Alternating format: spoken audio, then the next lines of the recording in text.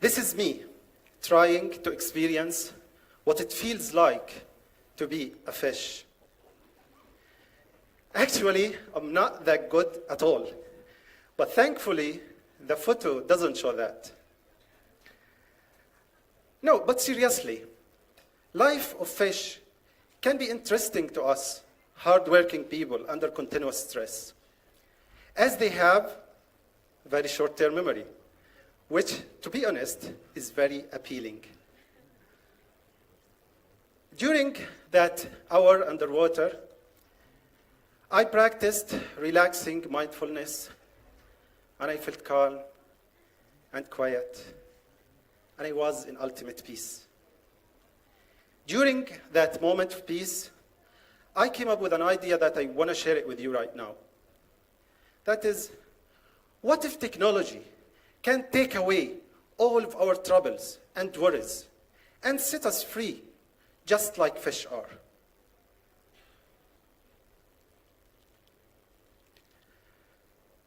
The next day, I was caught up in this situation on a checkpoint. I'm sure many of you had this experience before.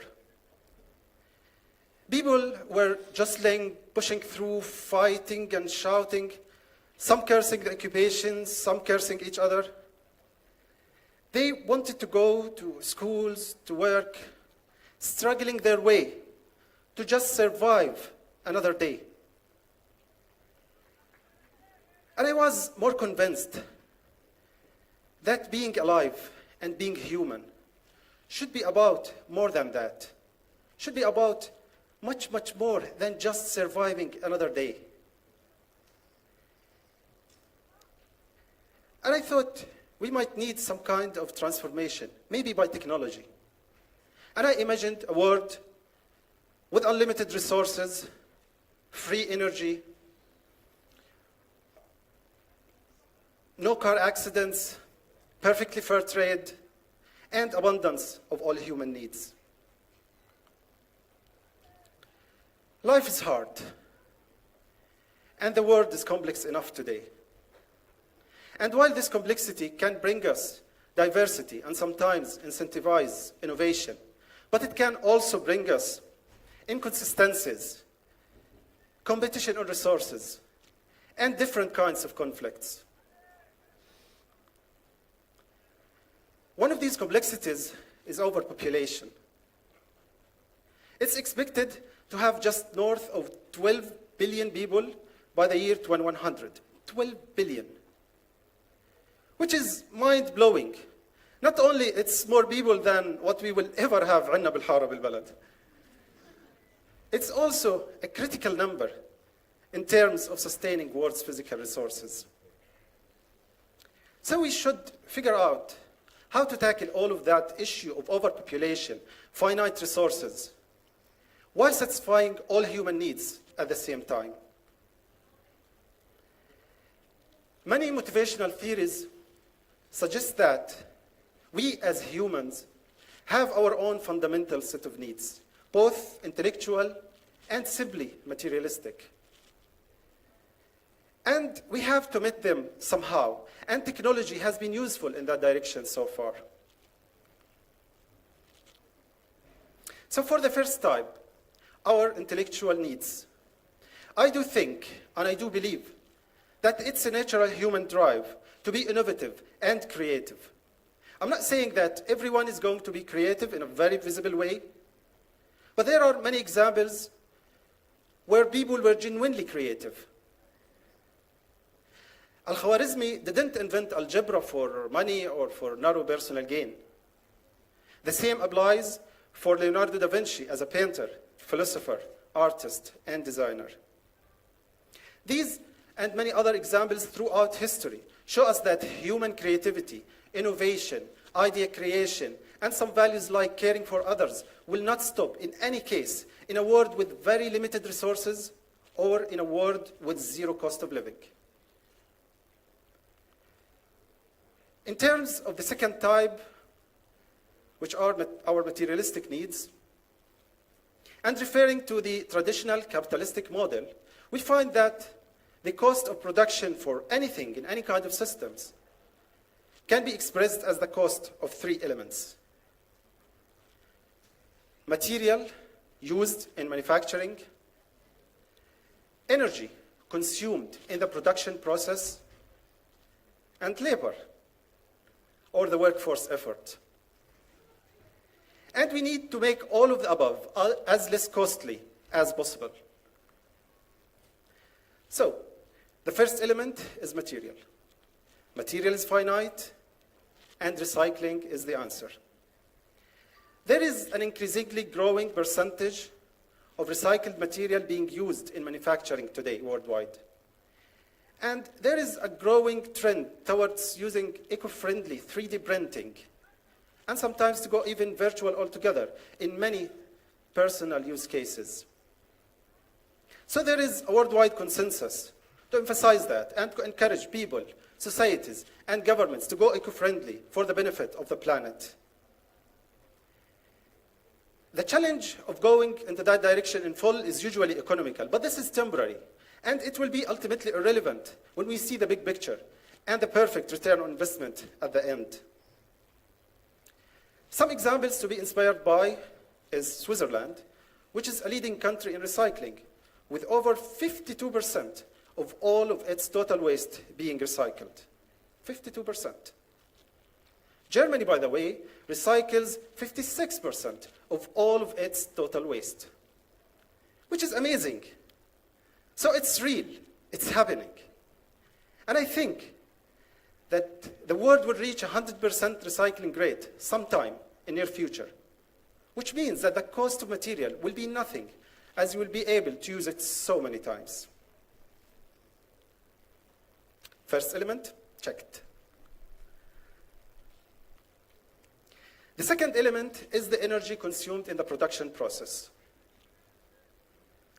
As we move towards electrified world, we see technological advances, accelerating technological advances in mainly solar and other clean renewable energy collection equipments, and integrated battery and storage solutions with considerable drop in cost. Here's an example of self-sustainable house with sunroofs, which are basically solar panels that look like normal roof tiles with an electric vehicle. And according to experts, harvesting the sun energy alone can be much, much more than enough for the whole global energy demand. Imagine that.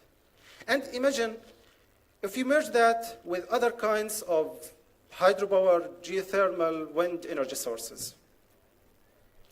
Imagine not needing gas for your car, or not having to pay a $100 electricity bill each month, but in fact, to become electricity generator and contributor to the grid. And of course, that whole grid will be networked and smartly managed, and most importantly, dynamically allocated. So there is an inevitable, fully renewable, energy-dependent future in households, in factories, in transportation, in data centers, and so on, which means that the cost of the second element will be also covered. Third, labor. Since the Industrial Revolution, the world became less dependent on blue-collar or manual labor, as people moved from farming to factories to cashiers and so on. However, with the very recent exponential advances in robotics, in machine learning, and artificial intelligence, the case will be even much less dependence on human element in the workforce altogether. Even in the most traditionally exclusively human fields. Here are some examples of using robotics in agriculture, in medicine, in surgery, in cooking, in arts, in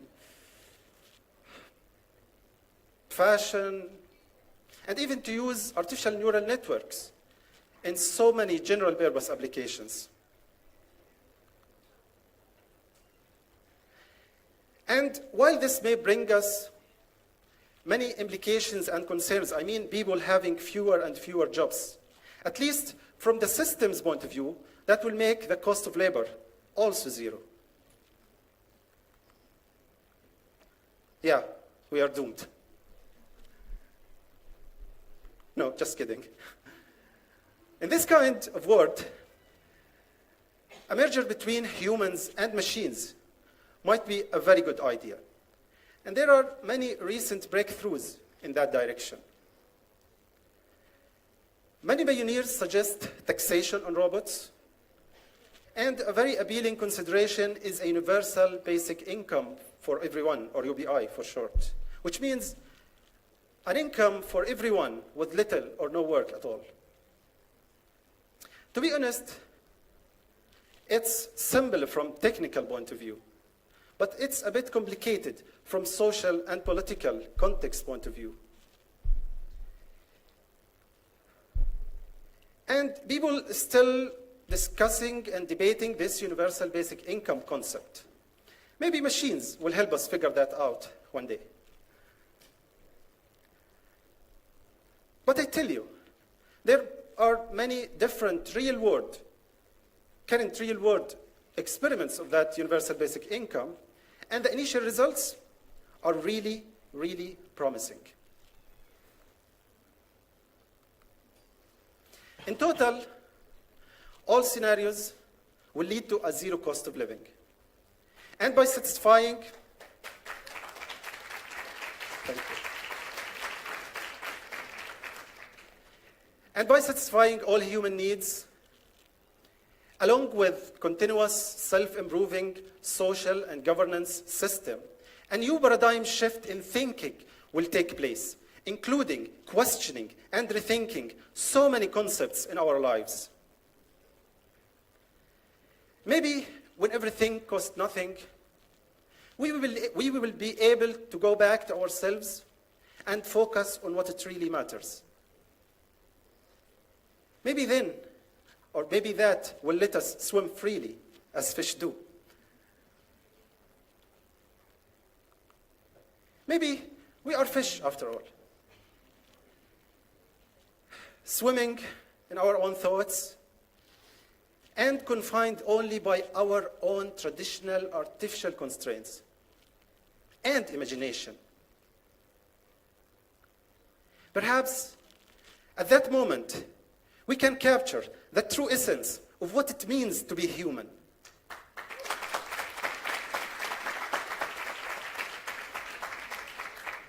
And be able to move to the next step, which I like to refer to by humanity 2.0.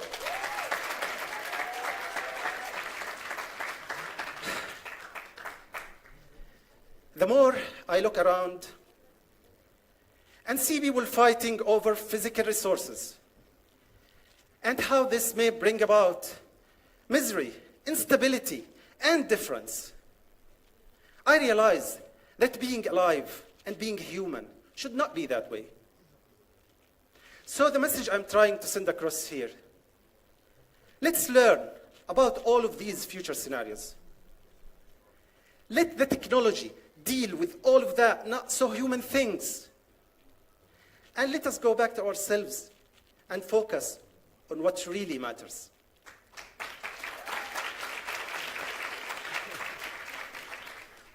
And deeply explore ourselves more.